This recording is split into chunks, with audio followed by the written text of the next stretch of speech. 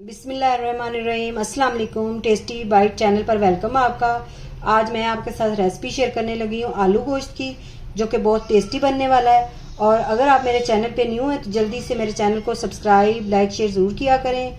और चले आए रेसिपी की तरफ। इसके लिए मैंने लिया है गोश्त, ये हमने हड्डी वाला ले लिया है।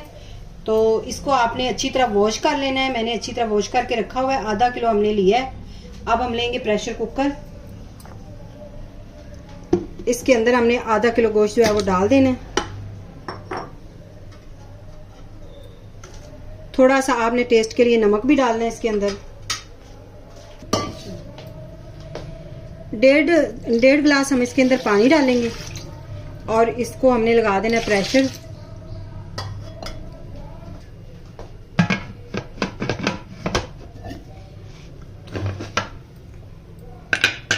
अब इसे हम 25 मिनट के लिए फ्लेम पे रख देंगे, हाई फ्लेम पे। 20 मिनट हमें हो गए प्रेशर लगाए हुए। अब इसको हमने वेट इसका हटा देना है और इसको नीचे उतार देना है। ये देखिए गोश्त हमारा अच्छी तरह नरम हो चुका है। ये देखिए चेक आपको कराती, इस तरह आपने इसका कर लेना है। और इतनी इसकी यखनी भी हमें चाहिए। कढ़ाई हमने चूल्हे पे रख दी है, फ्लेम हमने ऑन कर दिया है। अब 1 कप से कम आपने ऑयल डालना है।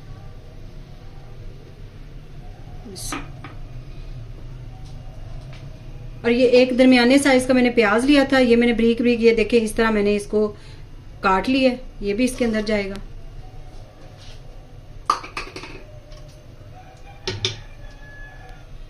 अब प्याज को हल्का सा हमने ब्राउन करना है। ये देखिए प्याजों का कलर चेंज हो गया। अब इसके अंदर जाएगा लहसुन अदरक का पेस्ट 1 चम्मच। हल्का से इसको फ्राई करें। अब हमने बड़े साइज का एक लिया था टमाटर, इसको मैंने इस तरह चॉप कर लिया। ये भी इसके अंदर जाएगा।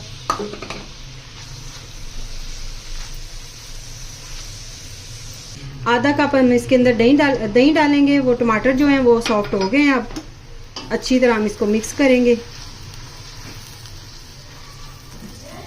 इसके साथ ही हमने मसाले डालने हैं। 1 चम्मच मैंने पिसी काली मिर्च ली है। 1 चम्मच घर का पिसा हुआ मसाला। हाफ चम्मच मैंने पिसी हुई लाल मिर्च ली है। हाफ चम्मच हल्दी का। 1 चम्मच नमक। अच्छी तरह हम इसकी बुनाई करेंगे। अब इसके अंदर डालेंगे गोश्त। 3 मिनट हमने मसाले को भूनना है। उसके बाद हमने गोश्त डाल दिया है, इसको भी। और आलू इसके बाद जाएंगे इसके अंदर। ये 2 मैंने बड़े साइज के आलू लिए थे, इस तरह हमने इतने बड़े पीसों में काट लिए हैं। ये इसके अंदर जाएंगे। अब 3 मिनट हम इसकी अच्छी तरह बुनाई करेंगे।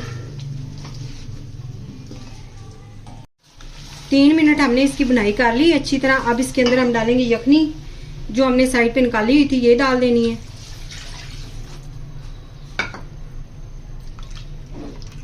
अच्छी तरह मिक्स कर लें इसको।